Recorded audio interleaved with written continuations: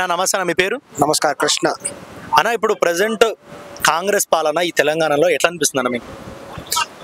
కాంగ్రెస్ పాలన మీద తీవ్రమైనటువంటి అసంతృప్తి ఉందండి. ఎందుకంటే తెలంగాణ వచ్చిన తర్వాత ప్రథమ ముఖ్యమంత్రిగా కేసీఆర్ గారు వచ్చారు. అప్పట్లో మన రాష్ట్రం కూడా తెలంగాణ రాష్ట్రం ఒక ధనిక రాష్ట్రంగా ఉండేది, మంచి ఇన్కమ్ కూడా ఉండేది. ఆంధ్రప్రదేశ్ డివిజన్ ఉన్నప్పటికి కూడా తెలంగాణలో హైదరాబాద్ ఉండటం వల్ల మంచి ఇన్కమ్ కూడా ఉండేది. అటువంటి స్థాయిలో ఇక కేసీఆర్ గారు వచ్చి ఆయన చక్కగా పరిపాలన చేశాడు. కేసీఆర్ గారు ఉన్నంత సమయంలో ఒక ముఖ్యమైన విషయం అంటే ఎప్పుడు కూడా కరెంటు పోలేదు. కరెంటు పోకుండా ఆయన చాలా చక్కగా కూడా మెయింటైన్ చేసుకుంటూ వచ్చారు. మొదటి దఫా అయిపోయి రెండవసారి సెలెక్ట్ అయినప్పుడు కూడా ఆయన వీలైనటువంటి అభివృద్ధి కార్యక్రమాలు కూడా చేపట్టారు. ఇక్కడ ఏంటంటే సెంట్రల్ గవర్నమెంట్ నుంచి కూడా అనుకున్నటువంటి ఫండ్స్ రావట్లేదు. ఇది వాస్తవంగా గమనించాల్సిన విషయం. సెంట్రల్ గవర్నమెంట్ అనేటువంటిది తెలుగు రాష్ట్రాల మీద వివక్ష చూపుతున్నది. అటు ఆంధ్రప్రదేశ్లో కూడా రాజధానికి అవసరమైన ఫండ్స్ ఇవ్వలేదు.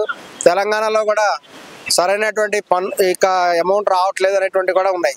దీనికి నిదర్శనం ఏంటంటే కవిత గారు కూడా పసుపు బోర్డు ఏర్పాటు చేయాలనుకుంటే 2 సార్లు కేసీఆర్ గారు ముఖ్యమంత్రి ఉన్నప్పటికీ కూడా పసుపు బోర్డు సాధించలేకపోయింది కవిత గారు. మరి దీనికి కారణం ఏంటి? సెంట్రల్ గవర్నమెంట్ కూడా 10 సంవత్సరాలు పర్మిషన్ కూడా ఇవ్వలేదు. ఇక ఈ మధ్య రీసెంట్గా కూడా 3వ సారి ఈ యొక్క వాళ్ళు బీజేపీ వాళ్ళ నాయకుల యొక్క అభ్యర్థుల మేరకు రీసెంట్గా పసుపు బోర్డు ఏర్పాటు చేశారు. ఇక రేవంత్ రెడ్డి గారు ఆ పాత పాలన కొన్ని లోపాలను కూడా ఎత్తి చూపుతూ ఈయన కూడా ఒక డైనమిక్ లీడర్ లాగా వచ్చారు. కానీ ప్రాక్టికల్గా చూస్తే అనుకున్నంత కూడా సక్సెస్ అవ్వలేదేమో అనిపిస్తుంది. అంటే మొన్న చూసుకుంటే ఈ హెచ్యు మీద కానీ తర్వాత ఈ హైడ్రాకి సంబంధించింది కానీ, సో ఇవన్నీ విషయాల్లో రేవంత్ రెడ్డి గారు కరెక్ట్ అంటారా మీరు? రేవంత్ రెడ్డి గారు హైడ్రా అనేటువంటి విషయం వస్తే ఇక హైదరాబాద్లో అంటే ఒక విధ్వంసం కొనసాగింది. ఎలాగంటే అసలు హైదరాబాద్ అంటేనే ఇది ఒక సరస్సుల నగరం అనే పేరుండేది. హైదరాబాద్ మొత్తం కూడా చక్కగా సరస్సులు ఉండేవి. వాటికి సంబంధించినటువంటి విధంగా ప్రజలు హ్యాపీగా జీవిస్తుండేవాళ్ళు. కానీ ఎప్పుడైతే విశాలమైన ఆంధ్రప్రదేశ్ గవర్నమెంట్ వచ్చిందో, ఈ యొక్క చంద్రబాబు నాయుడు గారి గవర్నమెంట్ అయితేనేమి ఇదివరకు పరిపాలించిన గవర్నమెంట్ అన్నీ కూడా ఈ యొక్క సరస్సులన్నీ కూడా క్రమక్రమంగా కూడా మూసేసుకుంటూ చెరువులను కూడా ఆక్యుపై చేసుకుంటూ వచ్చారు. దీనికి కారణం ఏంటంటే వ్యవసాయం లేకపోవడం. ఎప్పుడైతే అగ్రికల్చరల్ ల్యాండ్స్ని నాన్ అగ్రికల్చరల్కి చేంజ్ చేశారో ఇక వ్యవసాయం అనేది లేకుండా పోయింది. హైదరాబాద్లో కూడా వ్యవసాయం చేసేవాళ్ళు.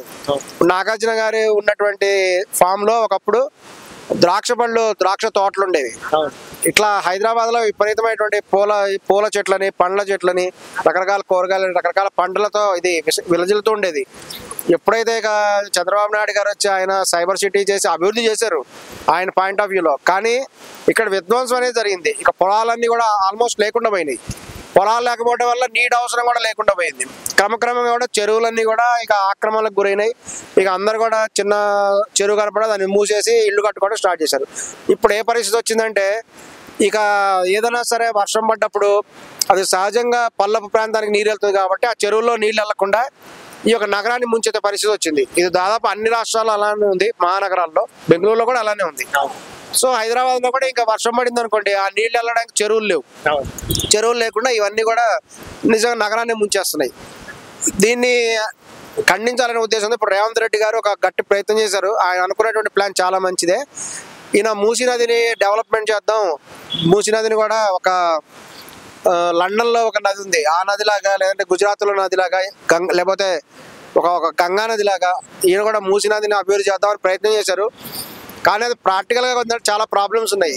ఎందుకంటే పారిశ్రామిక కొన్ని కంపెనీస్ చాలా ఉన్నాయి, ఫార్మా కంపెనీస్ అయితేనేవి, అవన్నీ కూడా వాటి యొక్క కలుషితాన్ని అంతా కూడా మూసీ నదిలో వదులుతున్నాయి. హైదరాబాద్ వచ్చేంత వరకే మూసీ నది పవిత్రంగా ఉంటున్నది. హైదరాబాద్కి వచ్చిన తర్వాత ఇక ఆల్మోస్ట్ మొత్తం కూడా ఈ యొక్క కెమికల్స్ అన్ని కూడా కలుస్తున్నాయి. కొన్ని వందల కంపెనీస్ ఉన్నాయి. ఇవన్నీ కూడా ఆపాలి అనేది అంత సులభం కాదు. వాళ్ళందరినీ కూడా కన్విన్స్ చేయడం. రేవంత్ రెడ్డి గారి ప్రయత్నం ఏంటంటే ఇదివరకులాగా ఈ యొక్క చెరువులని అభివృద్ధి చేద్దాం. ఎందుకంటే భూగర్భ జలాలు తగ్గిపోతున్నాయి. ఇంకా కొన్ని సంవత్సరాలు అయితే నెక్స్ట్ తరం వచ్చిందంటే వాళ్ళు భూమిలో మోటార్ వేస్తే నీళ్లు కూడా రావు. నీళ్లు రాకపోతే ఇంకా సహజ సిద్ధంగా పాడుపడిపోయాల్సిన పరిస్థితి వస్తుంది. ఇలా కాకుండా తన ప్రయత్నం చేద్దామని రేవంత్ రెడ్డి గారు ఎంతో సాహసంతో ప్రయత్నం చేశారు. ఈ యొక్క హైడ్రా ద్వారా అనేక చోట్ల ఆక్యుపై అయినటువంటి స్థలాలన్నీ కూడా తిరిగి తీసుకురావడానికి ట్రై చేశారు.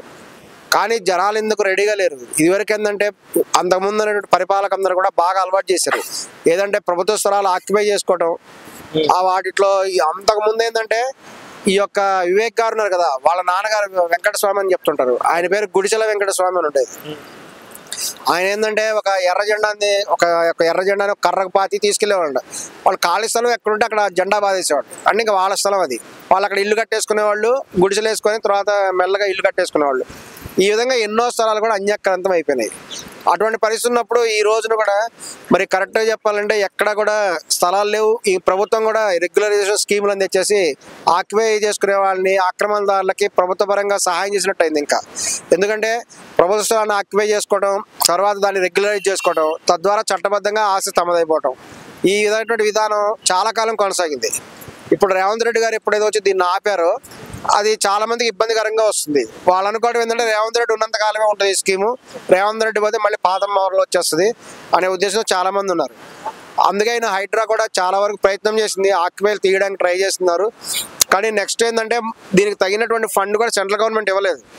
మూసీ నది డెవలప్మెంట్కి ఫండ్ కూడా మన బడ్జెట్లో కేటాయించాల. మరి అందువల్ల ఇంకా ఏం చేయలేక రేవంత్ రెడ్డి గారు కూడా ఊరుకున్నారు. అది నిజంగా కూడా దురదృష్టకరమైన విషయం. సెంట్రల్ గవర్నమెంట్ తప్పనిసరిగా సహాయం చేయాలి. ఇప్పుడప్పుడే మూసీ నది కూడా డెవలప్మెంట్ చేయడం కూడా ఛాన్స్ ఉంటుంది. మళ్ళీ ఇప్పుడు ఇంతకు ముందున్న బీఆర్ఎస్ పాలనకి ఇప్పుడున్న కాంగ్రెస్ పాలనకి తేడా అంటే మీరు ఏం చెప్తారన్న? ఇదివరకు ఉన్నటువంటి స్టాండర్డ్ కూడా ఇప్పుడు కనిపించట్లేదండి. ఇదివరకు ఏంటంటే కేసీఆర్ ఉండేవాళ్ళు, వాళ్ళతో పాటు కేటీఆర్ అయితేనేమి, హరీష్ రావు అయితేనేమి, వీళ్ళందరూ ఉండేవాళ్ళు. ఇప్పుడు ఏంటంటే ఈ యొక్క రేవంత్ రెడ్డి గారు వచ్చిన తర్వాత ఆయన కేవలము ఉచిత బస్సు తప్ప ఇంకేమి పెద్ద స్కీములు ప్రజల్లో కనిపించట్లేదు. ప్రజలలో వాళ్ళందరూ భావిస్తున్నారు ఆయన నిజంగా చెప్పినటువంటి అన్ని కూడా సాధించలేకపోయారు అనేటువంటి భావన కూడా కనబడుతుంది.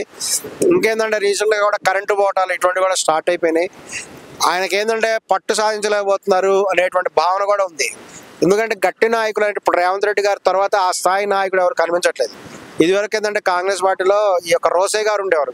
ఇటువంటి ప్రముఖులు ఉండటం వల్ల వాళ్ళు చాలా జాగ్రత్తగా హ్యాండిల్ చేస్తూ ఈ యొక్క బడ్జెట్ కూడా చాలా జాగ్రత్తగా అలాట్ చేసేవాళ్ళు. కానీ ఇప్పుడు ఆ స్థాయి వాళ్ళు ఎవరు కనిపించట్లేదు. కేవలం రేవంత్ రెడ్డి గారే తను ఎంతో కష్టంతో ముందుకు తీసుకెళ్తున్నారు. అయినప్పుడు కూడా ప్రభుత్వ యంత్రాంగం మీద అంత పట్టు సాధించలేదు అనే భావన కూడా ప్రజల్లో కలుగుతుంది. ఆయన ఇప్పుడే దానికి తగిన విధంగా కృషి చేస్తున్నారు. ఆ విధంగా కూడా అందుకని ఇప్పుడు చూడండి హెచ్యు భూముల్లో కూడా ఆయన విపరీతమైన ప్రయత్నం చేస్తున్నారు. వాస్తవానికి ఇప్పుడు హెచ్యు భూములు అనేటువంటివి దేశ అభివృద్ధికి ఉపయోగించాలనేటువంటిది రేవంత్ రెడ్డి గారి యొక్క అభిప్రాయం.